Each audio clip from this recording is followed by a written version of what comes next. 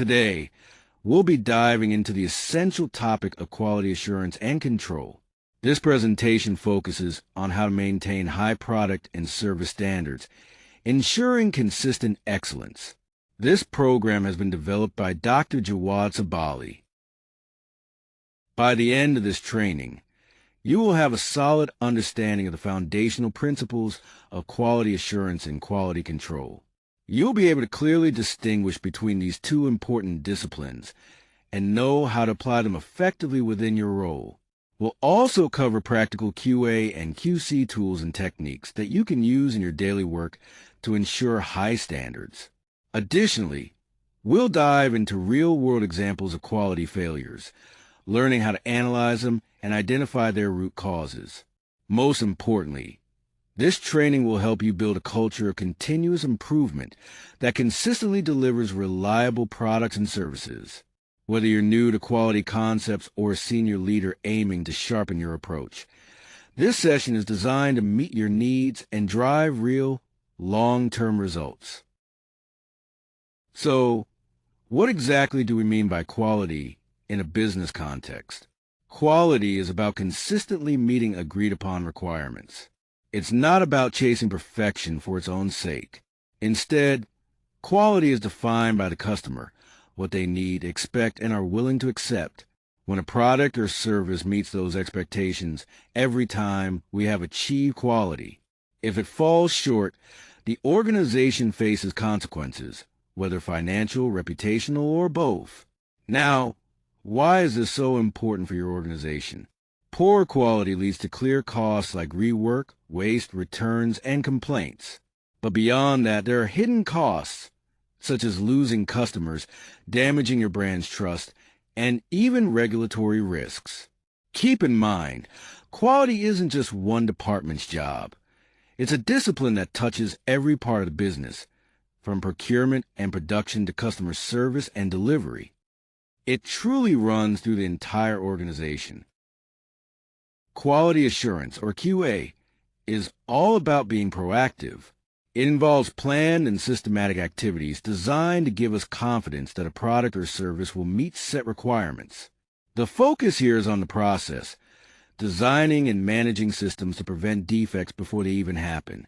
Essentially, QA is about building quality into how the work itself is done. On the other hand, quality control, or QC, is reactive. It deals with inspecting, testing, and reviewing the outputs to ensure they meet specified standards. QC's focus is on the product, catching and correcting any deviations before the customer sees them. It's a way to confirm that our processes actually delivered what was intended.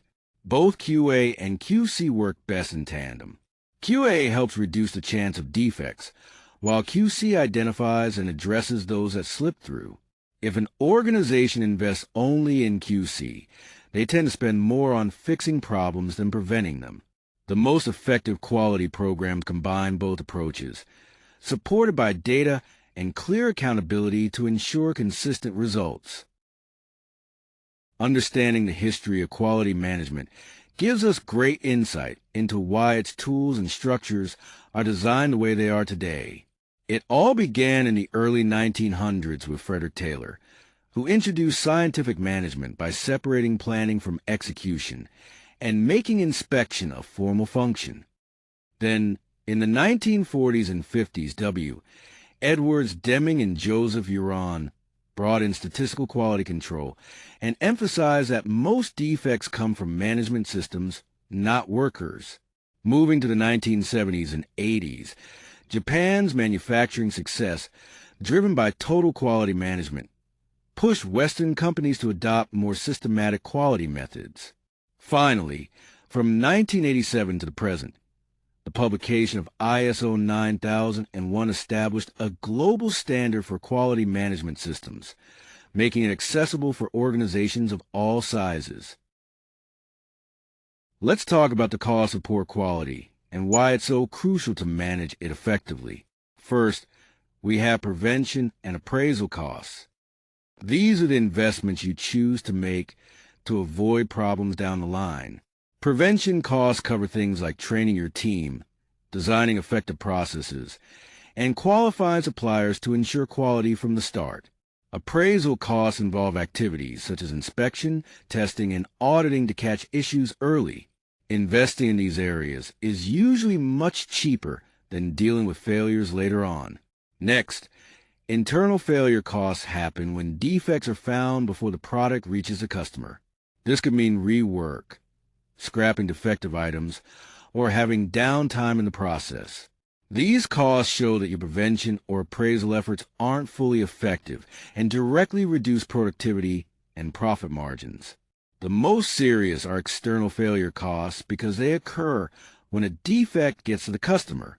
This results in returns, warranty claims, complaints, and sometimes regulatory action.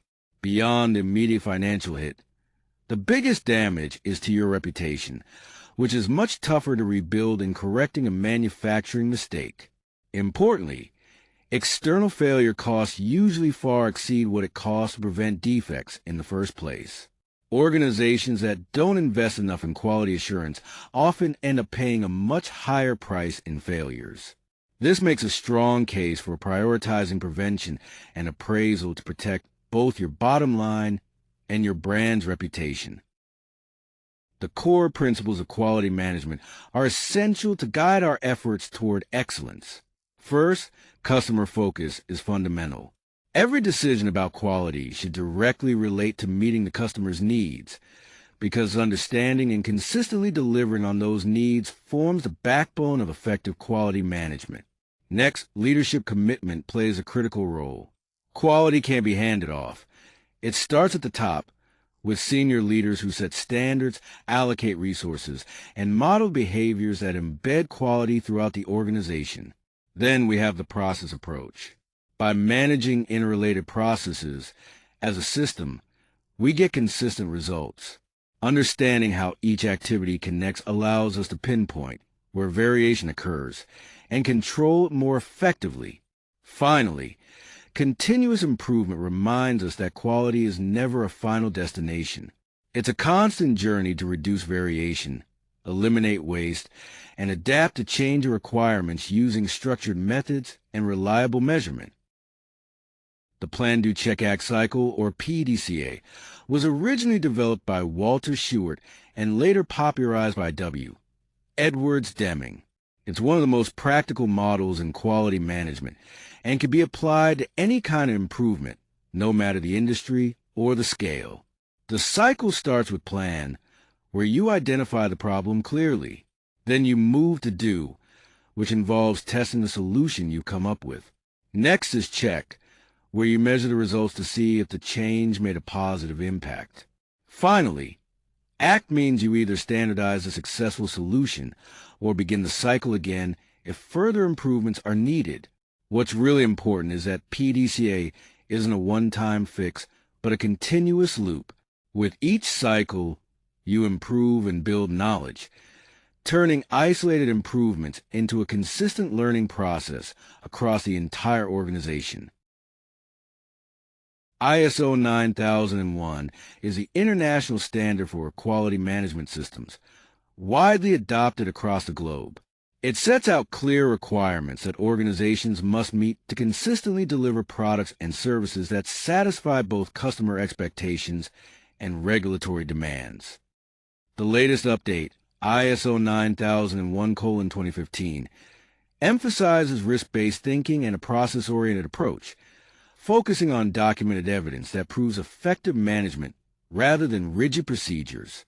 Certification, which is awarded by an accredited third party after a thorough audit, shows that your organization maintains a functioning and continuously improving quality management system.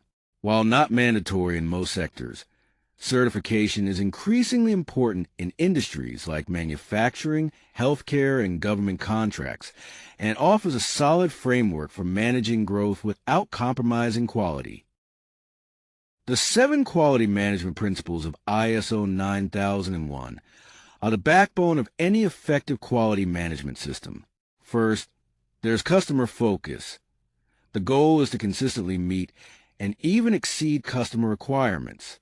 Then, leadership plays a crucial role, as leaders create the conditions for quality to thrive at every level of the organization. Engagement of people is another key principle. Competent and motivated people across all levels drive quality outcomes. The process approach emphasizes managing activities as interconnected processes, which leads to predictable and efficient results. Continuous improvement is vital. Successful organizations maintain a permanent focus on getting better. Evidence-based decisions ensure that choices are grounded in careful data analysis, producing better outcomes. Finally, relationship management involves nurturing strong connections with suppliers and partners to sustain high performance. These 7 principles, defined in ISO 9000:2015, are not just ideals. They're actionable and measurable foundations for quality management.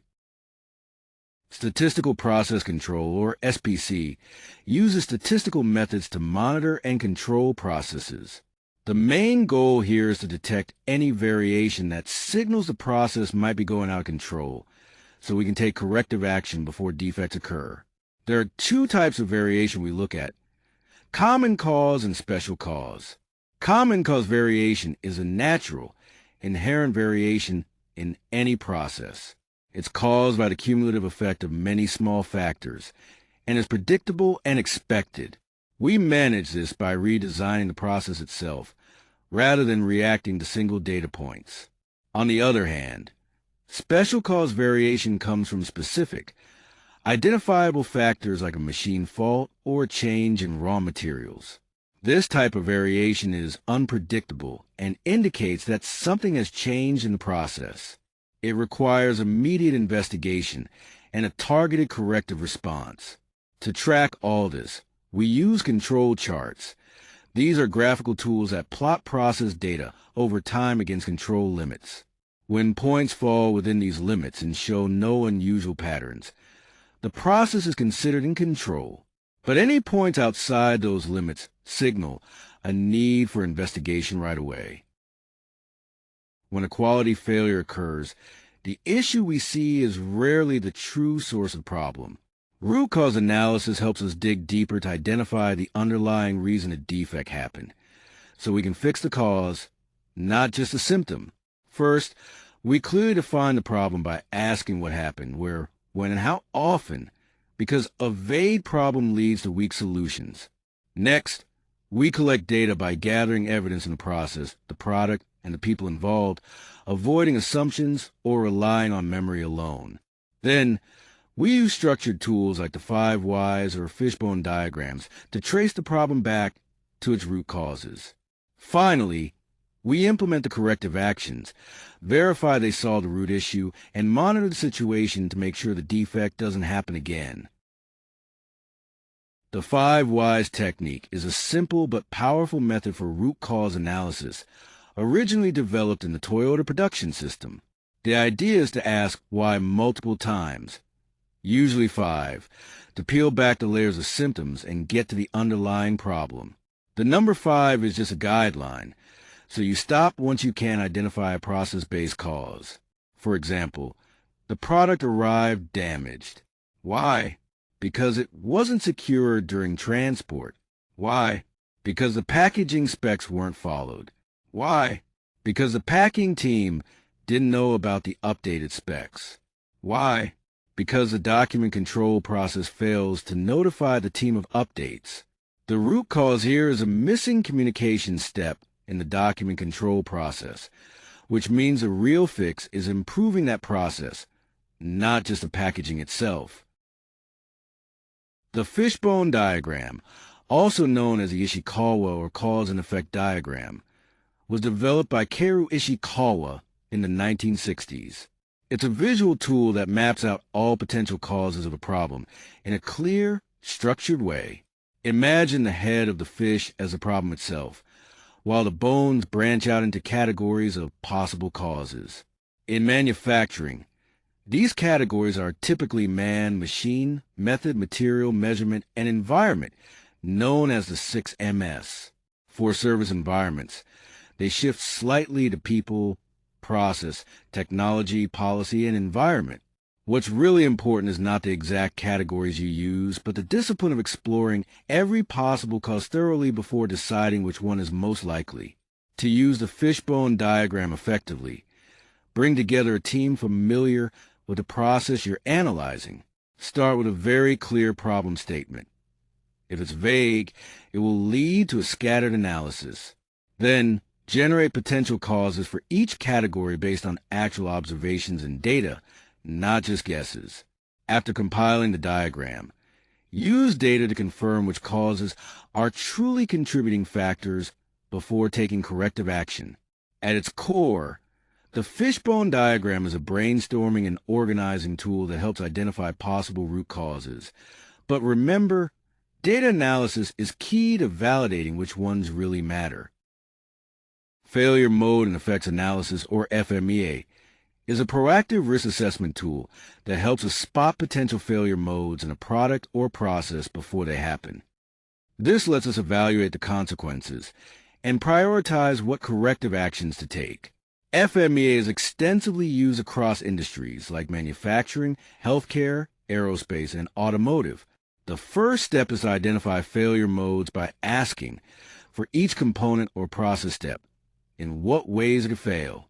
It's important to list every plausible failure, even unlikely ones, because being thorough here reduces surprises later on.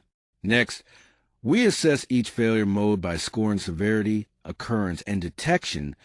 Basically, how bad the effect would be, how likely it is to happen, and how likely we are to catch it before it reaches a customer. These scores are usually on a scale from 1 to 10. Then, we calculate the risk priority number by multiplying these three scores. Higher RPNs highlight the failure modes that need our immediate attention, especially where both severity and occurrence are high. Finally, after implementing corrective actions, we recalculate the RPN to check if the risk has been reduced. Remember, FMEA is a living document. We update it whenever there are changes in processes, designs, or operating conditions to keep managing risks effectively. Six Sigma is a data-driven methodology designed to reduce defects and process variation in business operations.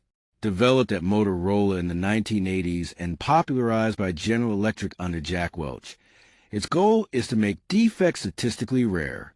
Operating at Six Sigma means producing fewer than 3. For defects per million opportunities, which is a remarkably high standard. Central to Six Sigma is the DMAIC process: define, measure, analyze, improve, and control.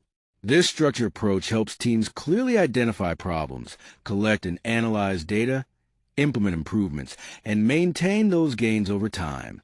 It's important to note that DMAIC is a rigorous, time-intensive cycle, often lasting weeks or months, and requiring trained professionals at various certification levels like yellow, green, and black belts.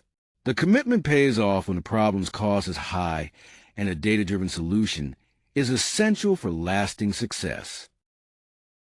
Lean thinking is a production philosophy that comes from the Toyota production system, and its main focus is on eliminating waste. Anything that uses resources but doesn't add value for the customer.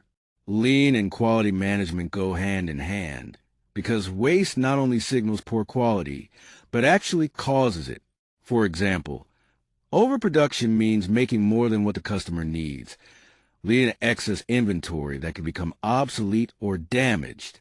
Waiting happens when materials, approvals, or equipment are delayed, which slows down the whole process and shows that the system isn't running smoothly. Defects in rework are clear quality failures, costing extra time, materials, and labor to fix mistakes that should have been avoided. Finally, unnecessary motion involves extra movement of people or materials, increasing the risk of damage, errors, and fatigue, all of which negatively impact the quality of the output. Total Quality Management, or TQM, is a management approach that involves everyone in the organization at all levels and across every function, working together to improve processes, products, services, and the overall work culture. It's important to understand that TQM isn't just a set of tools. It's a philosophy about how an organization is run. A key part of TQM is whole organization commitment. Quality isn't just a job of a specific department. Every employee is responsible for their own work quality and for helping their colleagues improve too. This requires clear accountability and strong, genuine support from leadership. Another crucial element is customer-defined standards. Quality is measured against the real needs and expectations of customers, both internal and external, rather than relying on internal benchmarks that might not truly reflect what customers want. Finally, TQM is all about continuous, structured improvement. Organizations don't wait for problems to arise. They proactively embed regular reviews, measurements, and improvement activities into their everyday operations. Tools like PDCA, SPC, and peer reviews help keep this process moving forward consistently. When we talk about quality in service industries, it's important to understand why service quality is harder to measure than product quality. Unlike a manufactured product, a service is produced and consumed at the same time, so there's no physical item to inspect before it reaches a customer. Essentially, the product is the customer's experience, which depends on many interactions involving human judgment, communication, and context. This makes service quality much more variable and difficult to standardize. To address this challenge, the circle model was developed in 1985 by Parasureman, Zeithaml, and Berry. This model measures the gap between what customers expect and what they actually perceive they receive. It focuses on 5 key dimensions: reliability, assurance, tangibles, empathy, and responsiveness. By using circle surveys, organizations can pinpoint exactly where their service quality falls short of expectations and strategically allocate resources to close these gaps. Quality audits are all about verifying that your system works as intended, and they come in 3 main types: internal, second-party, and third-party audits. Internal audits are performed by trained staff within your organization to assess your quality management system against ISO 9001 or your own internal procedures. These audits aren't just about compliance. They're a valuable self-assessment tool that helps you identify opportunities for improvement before external auditors arrive. Second-party audits are carried out by customers or customer-appointed bodies to check a supplier's processes. These audits focus on whether the supplier can meet contractual quality requirements and are especially common in sectors like manufacturing, defense, and public procurement. Finally, third-party audits are conducted by accredited certification bodies to verify compliance with standards such as ISO 9001. Passing these audits leads to formal certification, which is crucial for credibility. These audits happen on a regular schedule, with annual surveillance audits and full recertification every 3 years. Let's talk about inspection and testing and quality control, focusing on 2 key concepts: types of inspection and acceptance sampling. Inspection happens at multiple stages to ensure quality throughout the process. Incoming inspection verifies materials and components right as they arrive from suppliers, making sure only good inputs move forward. Then, in-process inspection occurs at set points during production or service delivery to catch issues early. Finally, the finished product undergoes final inspection before being released to customers.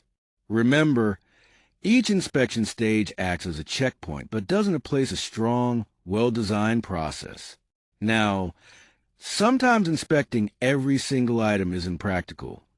This is where acceptance sampling comes in. When costs are high, volumes are large, or testing is destructive, we select a statistically valid sample from a batch rather than checking 100%. Based on the number of defects found in that sample and predetermined acceptance criteria, the entire batch is either accepted or rejected. It's important to know acceptance sampling doesn't promise 0 defects. Instead, it controls risk by setting an acceptable quality level, or AQL, which defines a maximum defect rate that's still considered acceptable for the application. This approach balances quality assurance with practical realities in manufacturing and service delivery. A quality management system relies heavily on having accurate, current, and accessible documentation. Document control is essential because it ensures that everyone uses the correct version of the right procedure at the right time. Meanwhile, records management is about keeping solid evidence of quality activities, making sure it's retained, easy to retrieve, and protected from loss or tampering. Controlled documents, like procedures and work instructions, must be carefully reviewed and approved by authorized personnel before release. Each document is versioned to avoid any confusion, and when new versions come out, the old ones must be removed immediately to prevent outdated information from being used. Quality records serve as proof that the quality management system is working properly. This includes inspection results, audit findings, training logs, and corrective actions. These records need to be clear, easy to identify, and securely stored for the required retention period, with no possibility for retroactive changes. Nowadays, many organizations use electronic document management systems. These EDMS tools automate version control, manage access permissions, and keep audit trails, making document control more efficient. However, they still need to be governed with the same strict discipline as traditional paper-based systems to maintain integrity.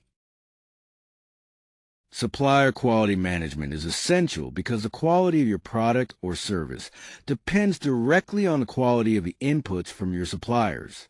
If they provide defective materials, wrong specifications, or are late with deliveries, it negatively affects your entire process and ultimately your customer experience. So, supplier quality management is not optional. It's really an extension of your own quality management system into the supply chain. When it comes to qualifying suppliers, it's important to have a structured process before awarding business. This includes assessing their quality system, ideally through a second-party audit or checking their ISO 9001 certification, reviewing their product or service capabilities, and running a pilot order with close monitoring before committing to full volumes. For ongoing monitoring, rely on objective data like delivery performance, inspection results, and non-conformance reports. Regular review meetings based on this data help you catch any decline in supplier performance early, so you can address issues before they turn into bigger supply risks. Non-conformance management is all about handling situations where a product, service, or process does not meet a specified requirement. The key to effective management here is making sure that defects are not only detected and recorded, but also contained and thoroughly investigated. This ensures they don't happen again, and that there's a clear evidence trail for learning and accountability. You can think of the process in stages. First, detect and record the nonconformance, then contain it to prevent further issues, investigate to find the root cause, and finally, close out the issue once it's resolved. The quality of your nonconformance process really mirrors the maturity of your quality management system. Organizations that rush to close nonconformances without proper analysis may see the same problems come back. But those who view each issue as a chance to learn build stronger, more reliable processes over time. Corrective and preventive actions, or CAPA, are essential for maintaining quality and addressing issues effectively. Corrective actions focus on dealing with problems that have already occurred by identifying and eliminating the root cause. It's important to remember that just taking action isn't enough. We must verify that the fix actually works to prevent the issue from recurring. On the other hand, preventive actions aim to stop potential problems before they happen. These are triggered by analyzing risks and trends to address areas where failures could arise in the future. Even though ISO 9001:2015 no longer has a separate clause for preventive actions, the idea is embedded in risk-based thinking, making it still vital in practice. For CAPA to truly work well, it needs to be data-driven, with clear ownership, deadlines, and verification. Relying solely on paperwork isn't enough. Today, we're looking at a case study involving Toyota and the massive recall between 2009 and 2011. During this period, Toyota recalled about 9 million vehicles worldwide due to reports of unintended acceleration. The investigation by the National Highway Traffic Safety Administration, or NHTSA, found that the main issues stemmed from accelerator pedal assemblies and sometimes from floor mat interference. Toyota responded with several recalls and eventually settled with the U.S. Department of Justice in 2014. Now, when we examine what the public record reveals about Toyota's quality systems during this crisis, some important concerns come to light. The NHTSA and other reports pointed out delays in Toyota's reaction to early complaints, issues in how defect information was escalated inside the company, and weaknesses in the way suppliers and components were tested and qualified, particularly those accelerator pedals. Toyota acknowledged these problems and committed to enhancing their early warning systems and internal quality review processes. This case highlights how critical it is for companies to have strong, responsive quality controls in place to quickly address safety issues. The Toyota recall offers several valuable lessons in quality management, drawn from the public record without speculating on internal decisions. First, early warning systems must have clear escalation paths. If customer complaints and field data don't reach the right decision makers quickly, the organization loses crucial time to prevent failures from escalating. Second, when it comes to supplier quality, risks go down to the component level.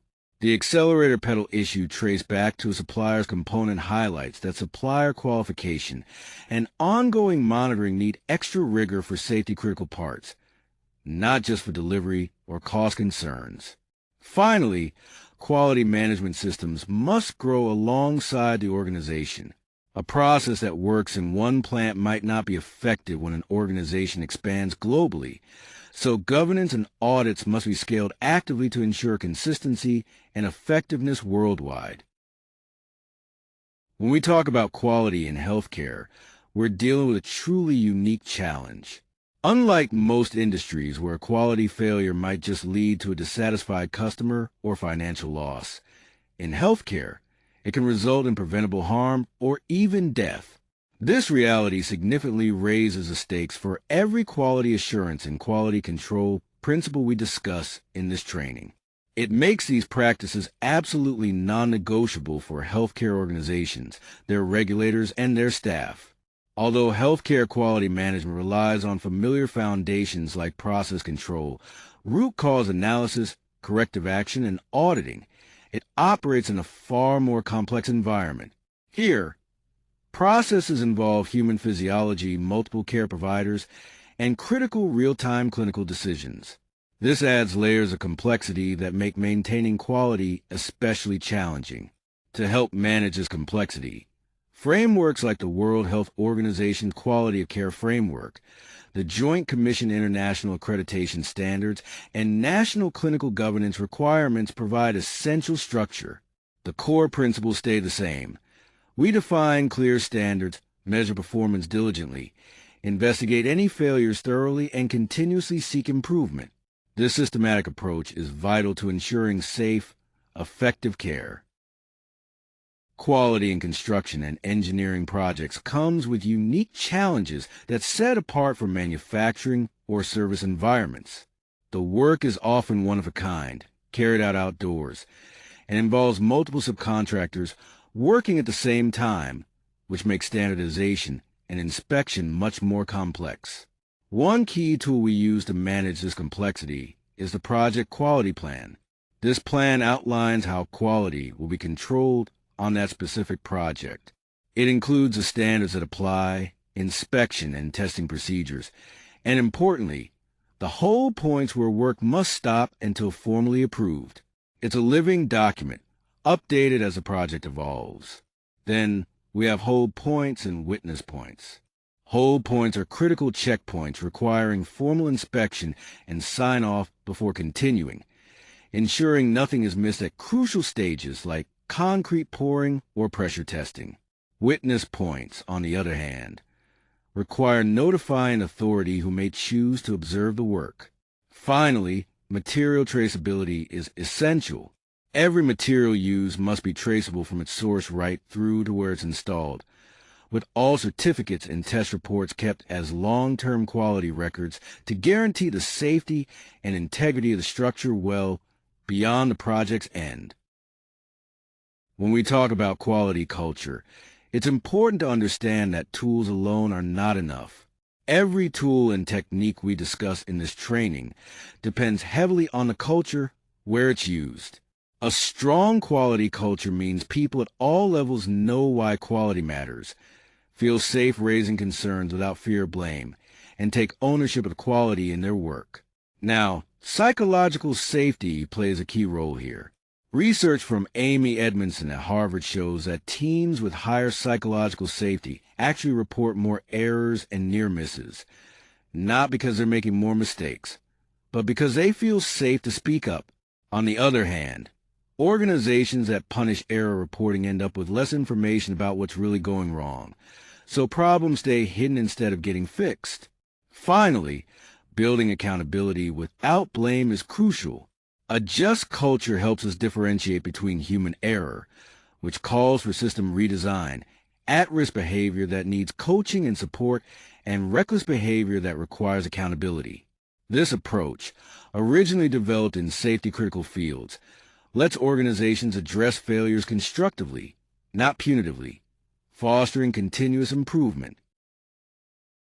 Leadership plays a crucial role in quality management by setting the direction and standards for the entire organization.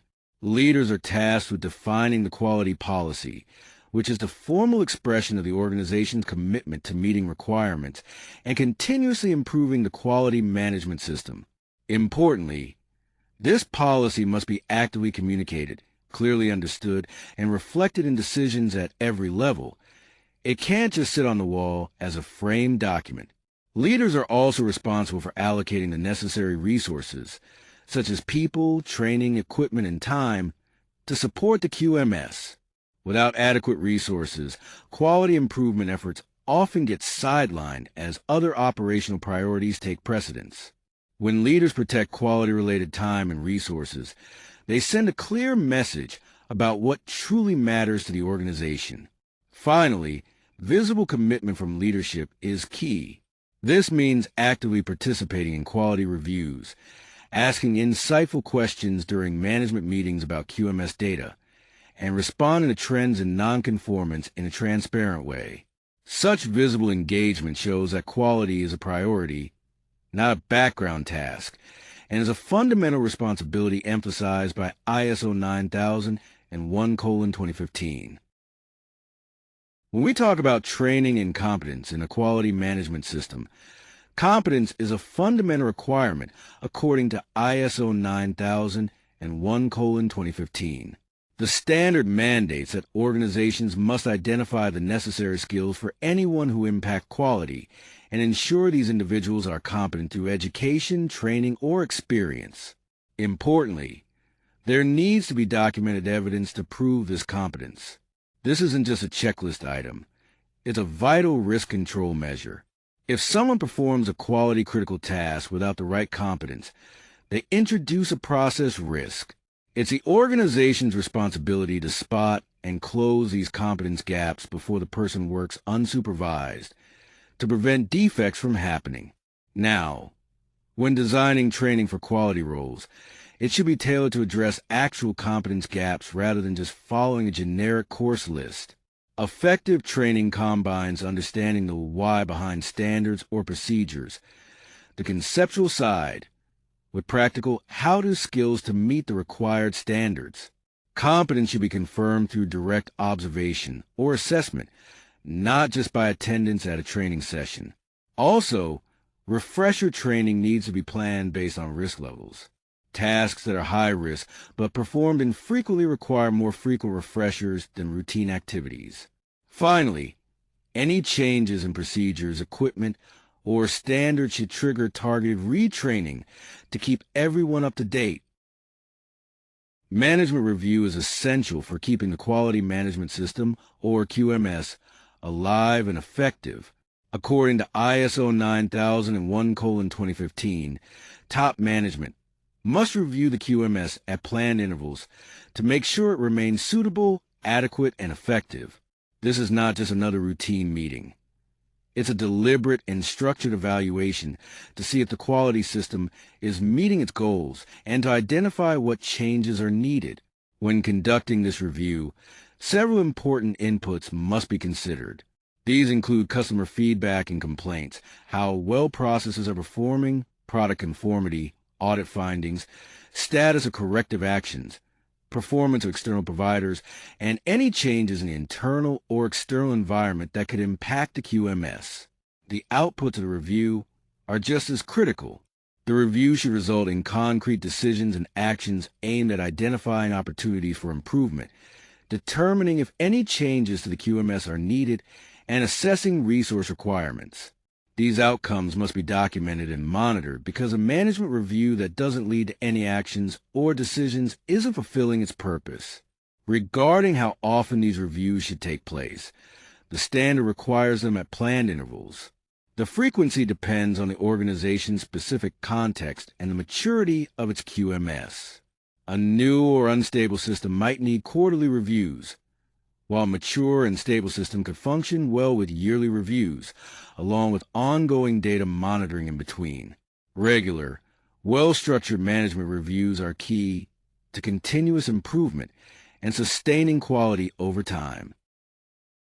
ISO 9001:2015 brought in risk-based thinking as a fundamental change in quality assurance, moving away from just having preventive action procedures. This approach means we look ahead to anticipate what could go wrong and also spot opportunities throughout the design and operation of our quality management system, instead of just reacting after failures happen. Risks to quality can come from many places, whether it's new customer demands, unstable supply chains, workforce changes, aging equipment, regulatory shifts, or pressure to cut corners. It's essential to identify these risks through regular and structured reviews, not just when problems arise. And when it comes to responding, not all risks deserve the same level of attention. The response should match the risk's likelihood and potential impact. For example, a small risk to a cheap, replaceable part isn't the same as a risk to a safety-critical component used in a high-stakes situation. This kind of risk-based thinking helps us focus our QA efforts where they matter most, ensuring the best protection and efficiency. Benchmarking in quality management is essentially about measuring your organization's processes and performance against others. It helps you identify gaps in performance and shows what's achievable based on evidence from the best in the field. This makes it much easier to justify investments aimed at improving quality. There are several types of benchmarking to consider. Internal benchmarking looks at different departments or sites within your own organization.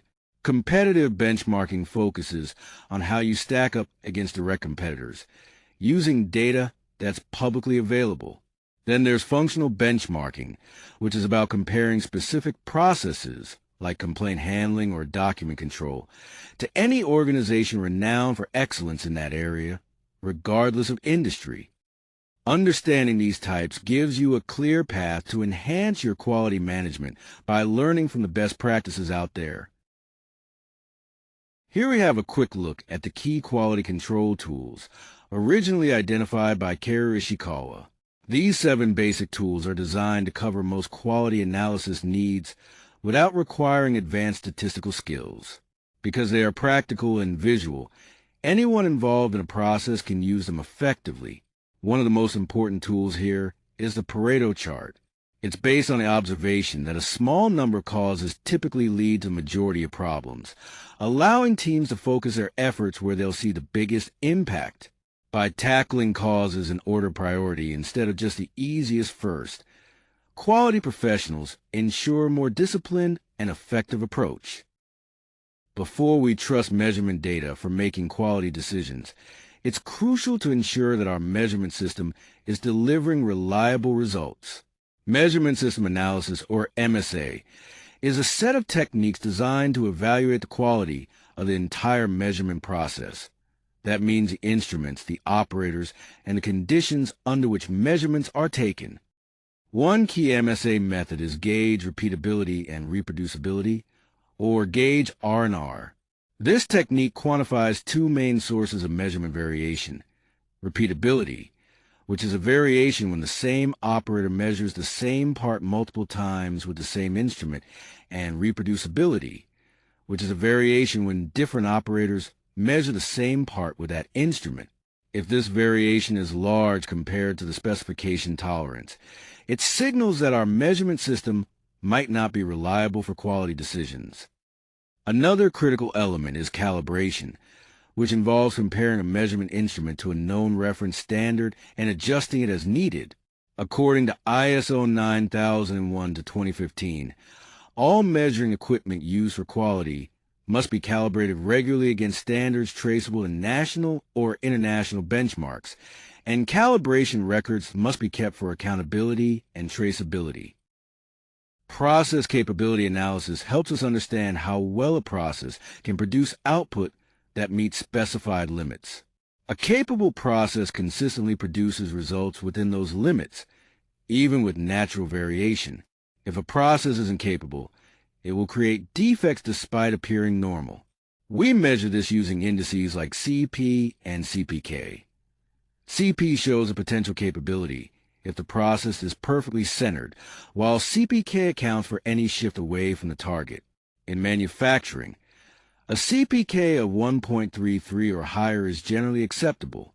We conduct capability analysis before full production to ensure the process design is sound, and regularly during production to catch any capability issues early.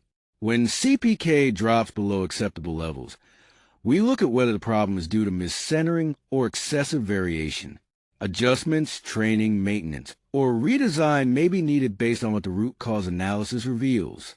Understanding both the data and the cause is key to maintaining quality. Measuring quality performance effectively means choosing the right metrics that truly represent both process and product quality, rather than just picking what's easy to track. These metrics should align with your specific processes, customer needs, and the quality risks you're addressing. Commonly, we look at several key categories. First, defect and nonconformance rates track how often products or services fail to meet specifications, checked at different inspection points. Monitoring these rates over time helps us see if quality is improving or slipping. Next, customer complaints and returns offer a direct window into external quality issues. Often, shifts in complaint trends can alert us to problems before internal inspections do. We also consider audit findings and closure rates. The number and severity of audit findings, along with how quickly corrective actions are completed, signal the overall health of the quality management system. A backlog of open actions can be a red flag needing immediate management focus. Lastly, supplier performance metrics, such as on-time deliveries, incoming nonconformance rates, and responsiveness to corrective actions give us objective insight into supplier quality and potential risks in the supply chain. Together, these metrics give a comprehensive picture to guide quality improvement efforts. Digital tools and quality management system software play a critical role in streamlining quality processes. QMS software automates and centralizes key administrative functions like document control, corrective action tracking, audit scheduling, training records, supplier management, and metrics reporting. When properly implemented, these tools reduce administrative burdens and improve data visibility, making it much less likely for important activities to slip through the cracks compared to manual systems. Some of the widely used QMS platforms include Viva Vault QMS, particularly in life sciences Master Control, Intellex Qualio, and ETQ Reliance. Additionally, enterprise resource planning systems like SAP often have integrated quality modules. Choosing the right software depends on your industry demands, organizational scale, and how well it integrates with your existing business systems. Remember, no software can replace a well-designed quality management system. It can only support and document one. Finally, when selecting QMS software, focus on how well it fits your actual processes rather than just a number of features. A complex system that isn't properly configured can create compliance risks instead of reducing them. As supply chains have become more digital, incorporating electronic procurement, automated ordering, and cloud-based data sharing, the nature of quality risks has expanded significantly. Quality in the digital supply chain requires the same foundational discipline we apply to physical quality, but adapted to these new digital contexts. One key aspect is data integrity. In regulated industries like pharmaceuticals and medical devices, electronic records must meet the Alcoa principles. They need to be attributable, legible, contemporaneous, original, and accurate. These standards are essential not only in regulated sectors, but for any quality-critical electronic data. Another critical point is cybersecurity and the protection of quality records. Electronic quality records must be safeguarded against unauthorized access, alteration, or loss. A cybersecurity breach that corrupts or destroys these records presents immediate compliance and operational risks. Therefore, backup procedures and access controls are fundamental quality requirements, not just IT preferences. Finally, software validation is crucial when software is used for quality-critical functions such as automated inspection or test data recording. The software must be rigorously validated to ensure it functions correctly, which is a regulatory requirement in many industries and a best practice everywhere else. Continuous improvement is not something that has a finish line. It's an ongoing organizational capability. It means we constantly look for performance gaps, come up with solutions, test them, and then make the successful changes part of our everyday work. To build this capability, we need more than just good intentions. It requires a clear structure to support and sustain these efforts over time. This approach ensures continuous growth and adaptation, making improvement a natural part of how we operate every day. Communicating quality effectively to your team is absolutely crucial for success, because even the best quality system can fail if people don't understand what's expected of them or why those requirements exist.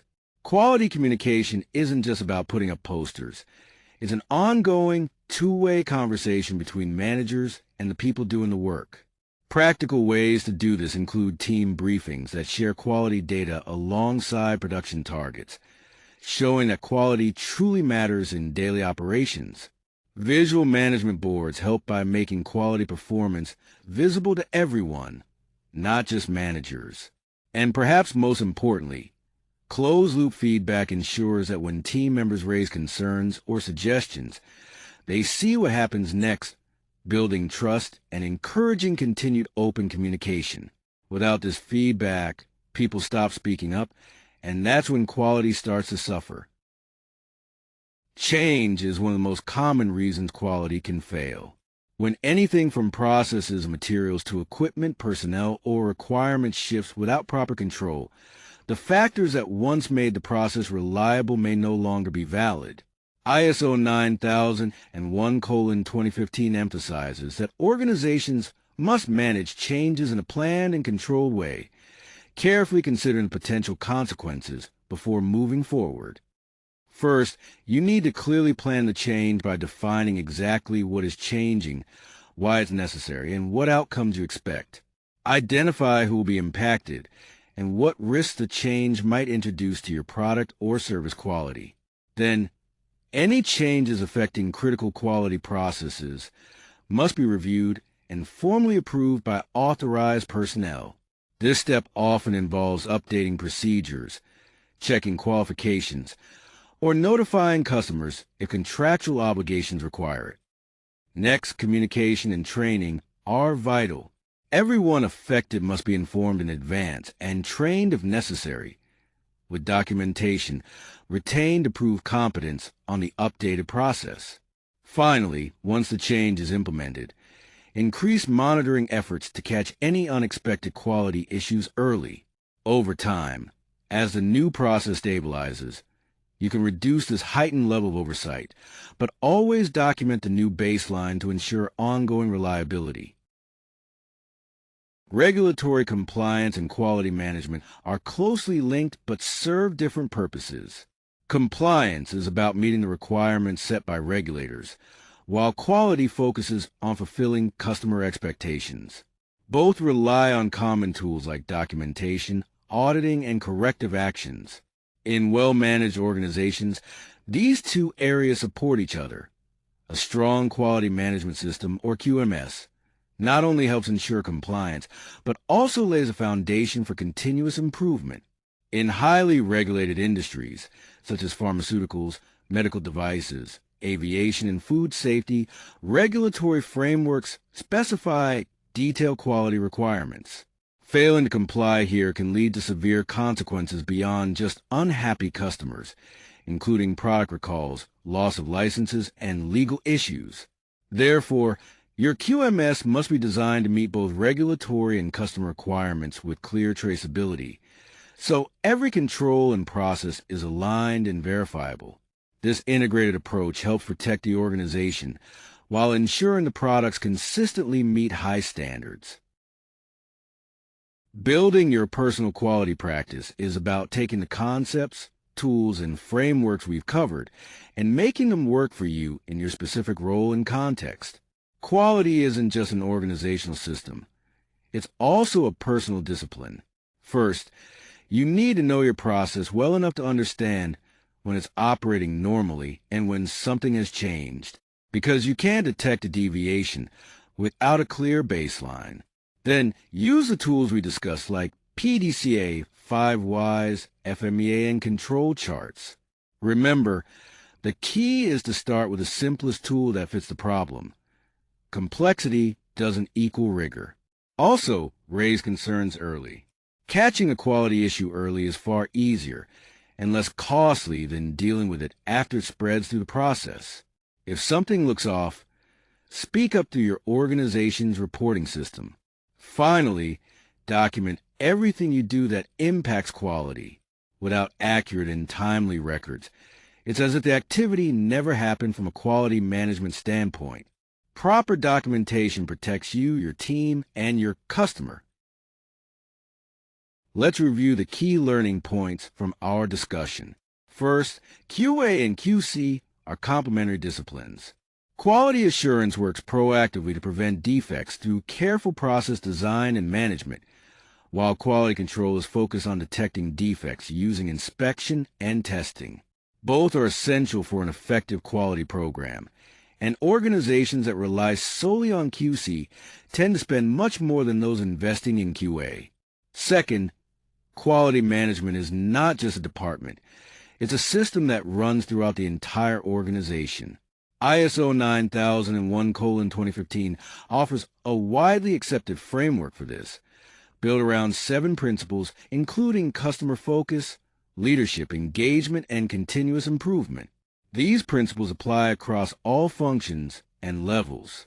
Third, the quality tools we discussed, like PDCA, FMEA, SPC, root cause analysis, auditing, and CAPA, only deliver value when used in context.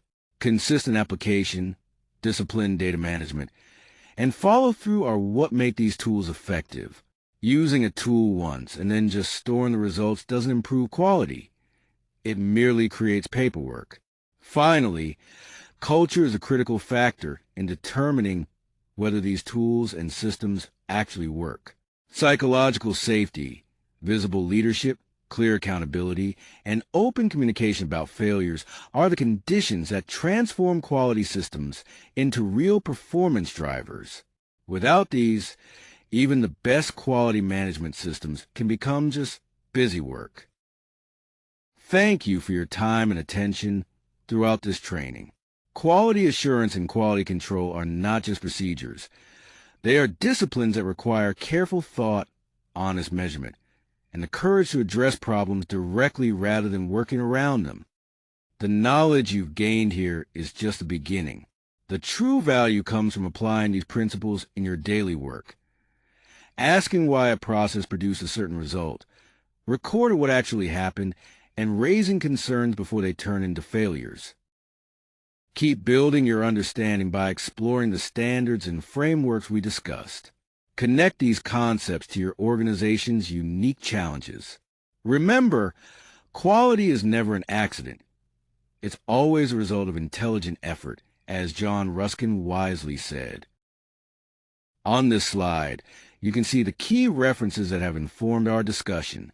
Starting with international standards, the ISO 9001 and 9000 series provide the foundational requirements and vocabulary for quality management systems, which set the stage for our quality practices. Moving on to foundational texts, the works of Deming, Uran, and Ishikawa are critical as they laid the groundwork for total quality control and continuous improvement philosophies. We also reference Parasuraman and colleagues who contributed to our understanding of service quality. 4 Six Sigma and process improvement methodologies, Montgomery's statistical guidance, and the Practical Six Sigma framework by Pandey and his team are essential. Organizational culture and safety are highlighted through Edmondson's research on psychological safety and Marx's insights on creating a just culture in healthcare settings, emphasizing the human aspect of quality. Lastly, the case study sources include reports from the U.S. National Highway Traffic Safety Administration and Toyota, illustrating real-world applications and lessons learned. These references collectively provide a comprehensive foundation for quality management principles and practices. Before we conclude, I want to emphasize this important disclaimer.